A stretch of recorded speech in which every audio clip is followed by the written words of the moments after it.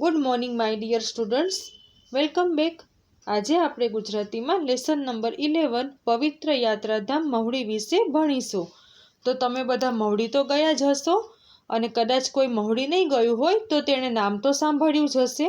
મહુડી એ જૈનોનું પવિત્ર યાત્રાધામ છે, અને મહુડી તેના સુખડીના પ્રસાદ માટે આખા વર્લ્ડમાં એટલે કે આખી દુનિયામાં જાણીતું છે. તો આજે આપણે એવા જ યાત્રાધામ પવિત્ર યાત્રાધામ મહુડી વિશે અભ્યાસ કરીશું. તો હું પાઠનું વાંચન પણ કરીશ અને સાથે સાથે તમને સમજાવતી પણ રહીશ.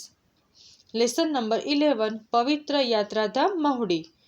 ગુજરાતમાં ઘણા પવિત્ર તીર્થો યાત્રાધામ આવેલા છે, જેમાંનું ગાંધીનગર જિલ્લામાં આવેલું મહુડી જૈનોનું પવિત્ર યાત્રાધામ છે.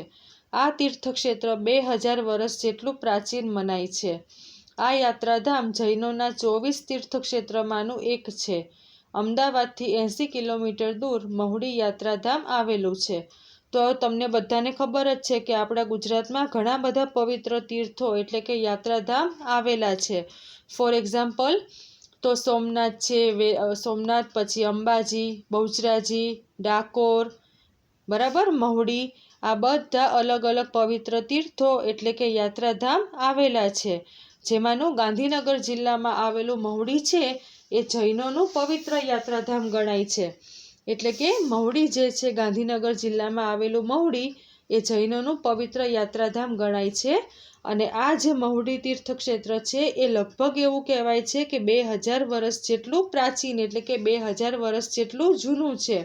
અને આ જે યાત્રાધામ છે એટલે કે આ મહુડી છે, જે મહુડી યાત્રાધામ છે એ જૈનોના જે 24 તીર્થક્ષેત્ર છે તેમાંનું એક છે. અને મહુડી એ અમદાવાદથી 80 કિલોમીટર દૂર આવેલું છે. આ યાત્રાધામ એક વિશેષ મહત્વ ધરાવે છે. અહીંયા ઘંટાકર્ણ મહાવીર ભગવાનનું મુખ્ય મંદિર દેરાસર આવેલું છે. હવે આ જે યાત્રાધામ છે એટલે કે આ મહુડી નામનું જે યાત્રાધામ છે એનું એક વિશેષ મહત્વ છે. અહીંયા આગળ ઘંટાકર્ણ મહાવીર ભગવાન જે કહેવાય છે એટલે કે જૈનોના ઘંટાકર્ણ મહાવીર ભગવાન છે તેમનું મુખ્ય મંદિર આવેલું છે. હવે જોવો કે મંદિર એટલે કે જૈનોનું જે મંદિર હોય એને શું કહેવાય છે? દેરાસર, બરાબર. તો અહીંયા આ મહુડીનું જે મંદિર છે એ વિશેષ મહત્વ ધરાવે છે. કેમ વિશેષ મહત્વ ધરાવે છે?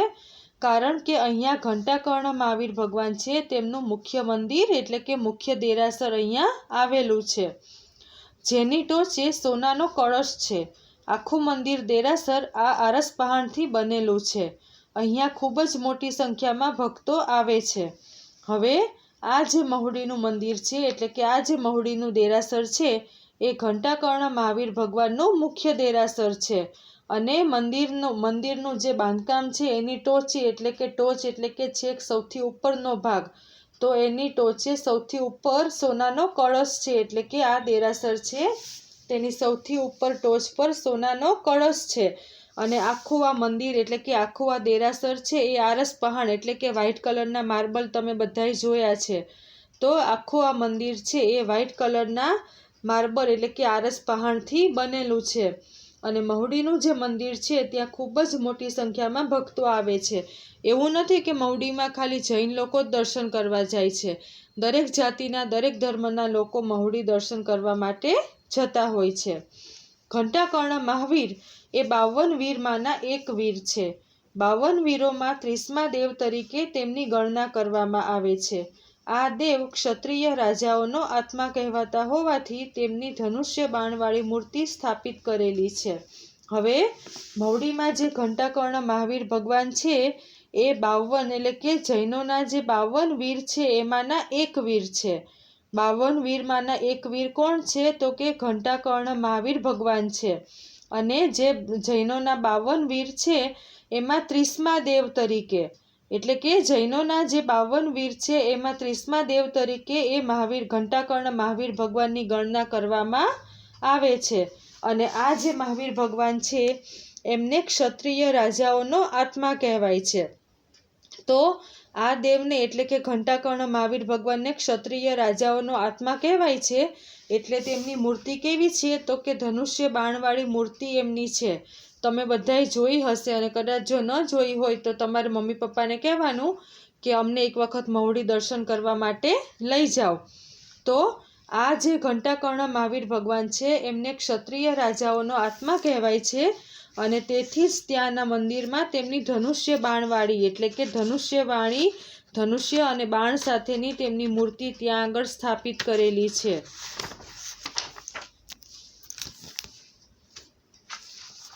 ઘંટાકર્ણ મહાવીર દેવ પહેલા પૂર્વજન્મમાં એક આર્ય રાજા હતા. હવે જુઓ કે ઘંટાકર્ણ મહાવીર ભગવાન છે એ પહેલા કોણ હતું, તો કે પૂર્વજન્મમાં એક આર્ય રાજા હતા, એટલે કે એક રાજા હતા. તે ધર્મપ્રેમી રાજા હતા અને સાધુ સંતોનું દુષ્ટ રાક્ષસોથી રક્ષણ કરતા હતા. હવે આ મહાવીર ભગવાન છે એ આર્ય રાજા હતા, અને કેવા રાજા હતા, તો કે ધર્મપ્રેમી એટલે કે ધર્મ પ્રત્યે પ્રેમવાળા લગાવવાળા રાજા હતા. અને કોઈ પણ સાધુ સંતો હોય તો એમનું એ દુષ્ટ એટલે કે ખરાબ રાક્ષસોથી તેમનું રક્ષણ કરતા હતા. આ રાજાને સુખડી ખૂબ જ પ્રિય હતી, એટલે જ આજે પણ આ મંદિરમાં દેરાસરમાં પ્રસાદ તરીકે સુખડી અપાય છે. હવે આ જે રાજા હતા એમની પ્રિય વસ્તુ સુખડી હતી, એટલે કે આ રાજાને સુખડી ખૂબ જ ભાવતી હતી, સુખડી એમને ખૂબ જ ગમતી હતી. અને એટલે જ આ મંદિરમાં એટલે કે આ જે મહુડીનું દેરાસર છે ત્યાં આગળ પ્રસાદ તરીકે સુખડી અપાય છે, જે સુખડીનો પ્રસાદ તરીકે ઓળખાય છે. આ સુખડીના પ્રસાદને મંદિરની દેરાસર બહાર લઈ જવાતો નથી અને ત્યાં જ ખાવાનો હોય છે. આ સુખડી ખૂબ જ સ્વાદિષ્ટ હોય છે. હવે કે જે આ આર્ય રાજા હતા તે ખૂબ જ ધર્મપ્રેમી હતા અને સાધુ સંતોનું એ દુષ્ટ રાક્ષસોથી રક્ષણ કરતા હતા. હવે આ રાજાને સુખડી ખૂબ જ ભાવતી હતી, એટલે આ દેરાસરમાં પણ પ્રસાદ તરીકે સુખડી જ અપાય છે અને એને સુખડીનો પ્રસાદ કહેવાય છે. પણ આ સુખડીના પ્રસાદમાં એક એવું છે કે સુખડીનો પ્રસાદ જે હોય છે એને તમે દેરાસરની બહાર તમે લઈ જઈ શકતા નથી, એટલે કે દેરાસરનો જે મેઇન ગેટ છે એની બહાર તમે એને નથી લઈ જઈ શકતા. તમે તેની અંદર બેસીને જેટલો પ્રસાદ ખાવો હોય એટલો ખાઈ શકો છો, પણ જો તમે એવું વિચારો કે આ પ્રસાદ મારે ઘરે લઈ જવો છે તો તે તમે લઈ જઈ શકતા નથી. એટલે કે આ પ્રસાદ જે સુખડીનો પ્રસાદ હોય છે એને ત્યાં જ ખાવાનો હોય છે. એ સુખડીના પ્રસાદને તમે દેરાસરની બહાર લઈ જઈ શકતા નથી. અને આ જે મહુડીની સુખડી હોય છે એ ખરેખર ખૂબ જ સ્વાદિષ્ટ હોય છે. એકદમ ગરમ ગરમ તમને સુખડી આપે તો તમને એમ જ લાગે કે જાણે આપણે સુખડી ખાધા જ કરીએ. આ દેરાસરના પરિસરમાં એક ઘંટ છે જે વગાડવાથી ભક્તોની માનતા પૂરી થાય છે એવી લોકોમાં શ્રદ્ધા છે. જૈનોના છઠ્ઠા તીર્થંકર પદ્મપ્રભુ સ્વામીનું પણ દેરાસર અહીં છે. ત્યાં ઘંટાકર્ણ મહાવીરનું મૂળ સ્થાનક છે. હવે આ જે દેરાસર છે એ દેરાસરના પરિસરમાં એક ઘંટ છે અને એવી માન્યતા છે કે આ ઘંટ વગાડવાથી ભક્તોની જે કંઈ પણ માનતા હોય એ પૂરી થાય છે.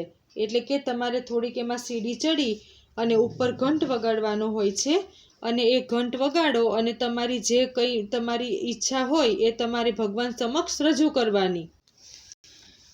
એટલે એવું કહેવાય છે કે તમે જ્યારે ઘંટ વગાડો છો એ ઘંટ વગાડતી વખતે તમારે તમારી ઈચ્છા તમારી જે હોય છે માનતા એ તમારે બોલવાની. એટલે ઘંટ વગાડવાથી એ તમારી માનતા પૂરી થાય છે અને એવી લોકોમાં ખરેખર શ્રદ્ધા છે. અને મહુડી જે પણ લોકો જાય છે એ લોકો ત્યાં ઘંટ જરૂરથી વગાડે છે. હવે મહુડી જે છે એ શું છે તો કે જૈનોના છઠ્ઠા તીર્થંકર એટલે કે જૈનોના જે છઠ્ઠા તીર્થંકર છે પદ્મપ્રભુ સ્વામી એમનું દેરાસર પણ ત્યાં જ આવેલું છે. એટલે કે મહુડીમાં જૈનોના છઠ્ઠા તીર્થંકર પદ્મપ્રભુ સ્વામીનું પણ દેરાસર આવેલું છે. અને એવું કહેવાય છે કે એ દેરાસર જે છે ત્યાં ઘંટાકર્ણ મહાવીર ભગવાન છે એમનું મૂળ સ્થાનક છે. મહુડીથી 1.5 કિલોમીટર દૂર સાબરમતી નદીના કિનારે એક ટેકરી ઉપર કોડિયાક મંદિર દેરાસર આવેલું છે. આ મંદિરમાં દેરાસર જૂની પ્રાચીન શિલ્પકલાવાળી મૂર્તિઓ જોવા મળે છે. હવે મહુડીથી 1.5 કિલોમીટર તમે દૂર જાઓ તો સાબરમતી નદીના કિનારે એક ટેકરી ઉપર કોડિયાક મંદિર એટલે કે એક દેરાસર આવેલું છે. અને આ જે દેરાસર છે એ દેરાસર જૂની પ્રાચીન શિલ્પકલાવાળી મૂર્તિઓ ત્યાં આગળ તમને જોવા મળે છે. શ્રી શાંતિનાથ પ્રભુની પંચધાતુથી બનાવેલી જટાવાળી રેડિયમ જેવી ચમકતી આંખોવાળી 4.5 ફૂટ ઊંચી મૂર્તિના દર્શન ગમે એવા છે. હવે મહુડીથી 1.5 કિલોમીટર જે સાબરમતી નદીના કિનારે ટેકરી પર કોડિયાક મંદિર આવેલું છે, એ મંદિરમાં તમને શું જોવા મળશે તો કે જૂની પ્રાચીન શિલ્પકલાવાળી મૂર્તિઓ જોવા મળે છે.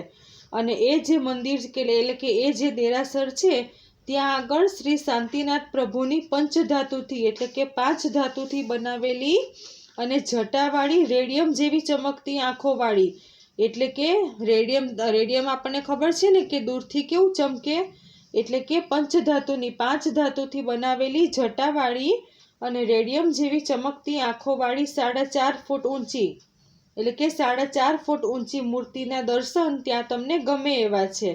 કોના દર્શન તો કે શાંતિનાથ પ્રભુની જે પંચધાતુથી બનાવેલી મૂર્તિ છે તેના દર્શન ગમે એવા છે. એટલે એક વખત તમે જ્યારે મહુડી જાઓ તો આ કોડિયાક મંદિર જોવા માટે અવશ્ય જજો.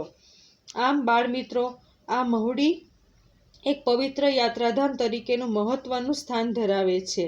એટલે કે મહુડી જે છે એ પવિત્ર યાત્રાધામ તરીકેનું મહત્વનું સ્થાન ધરાવે છે.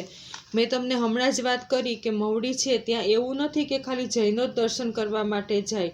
કોઈ પણ જાતિના કોઈ પણ ધર્મના લોકો મહુડી દર્શન કરવા માટે જતા હોય છે. અને રવિવારના દિવસે તો ત્યાં ભીડ હોય જ છે, પણ તમે વચ્ચેના દિવસે બી દર્શન કરવા જાઓ તો ત્યાં તમને એટલી જ ભીડ જોવા મળે છે.